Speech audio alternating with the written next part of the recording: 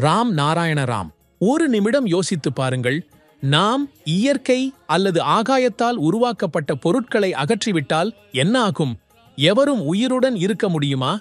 இயற்கை என்பது ஒரு பெரும் புத்தகம். அதை முழுவதுமாக யாரும் புரிந்து கொள்ள முடியாது. அதில் எண்ணற்ற சூரியன், நிலா, நட்சத்திரங்கள், கிரகங்கள் உள்ளன. அவற்றின் முழுமையான ஆய்வு ஒரே ஒரு வாழ்க்கையில் முடியாது. நீங்கள் என்ன நினைக்கிறீர்கள்? இயற்கையை எந்த விஞ்ஞானியும் உருவாக்கியிருக்கிறாரா? இல்லை. விஞ்ஞானிகள் வெறும் மூலப்பொருட்களை மட்டும் பயன்படுத்தி கண்டுபிடிப்புகளை செய்திருக்கிறார்கள். ஆனால் இந்த மூலப்பொருட்கள் எல்லாம் எங்கிருந்து வந்தது? இதையும் சிந்தித்து பாருங்கள்.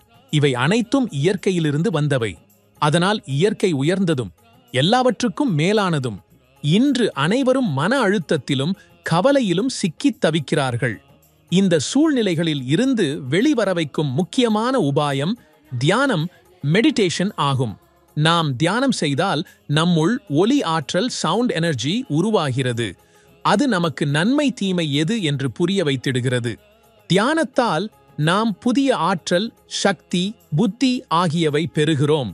இது நமக்கு மன அழுத்தமில்லா வாழ்க்கையை வழங்குகிறது. நம் வாழ்க்கையின் குறிக்கோளும் தெளிவாகும். இந்த ஆற்றல் மூலம் நம் வாழ்க்கையின் நோக்கத்தையும் கண்டுபிடிக்க முடியும். ஏனெனில் நாம் இப்போது நமது புத்திசாலித்தனத்தின் விஸ்டம் குரலை கேட்கவும் அதை பின்பற்றவும் ஆரம்பிக்கின்றோம். இன்று நாம் அனைவரும் திசை தெரிந்துள்ளோம். நாம் எங்கே இருந்து வந்தோம்? நாம் எங்கே செல்ல வேண்டும்? இந்த வாழ்க்கையில் என்ன செய்ய வேண்டும்? வாழ்க்கையின் உண்மையான நோக்கம் என்ன? இந்த கேள்விகள் அனைத்தும் இன்று மறைந்துவிட்டன. நாம் இன்று நம்மை பற்றியே கவனம் செலுத்த முடியவில்லை.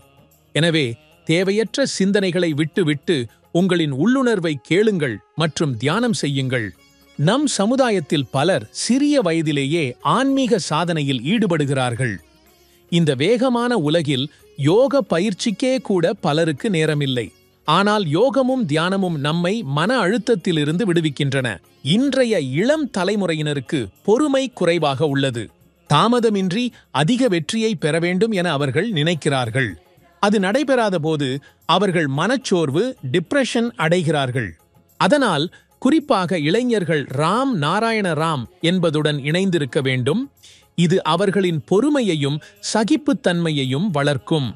உங்கள் புத்திசாலித்தன்மையை விஸ்டம் கண்டறிவது மிக முக்கியம். ஏனெனில் அதுவே உங்கள் வாழ்க்கையில் மகிழ்ச்சி, அமைதி மற்றும் வெற்றியின் பாதையை காண்பிக்கிறது. உங்கள் உள்ளுணர்வின் வளர்ச்சி ராம் நாராயண ராம் என்ற மந்திரத்தை ஜபிப்பதன் மூலம் நிகழ்கிறது.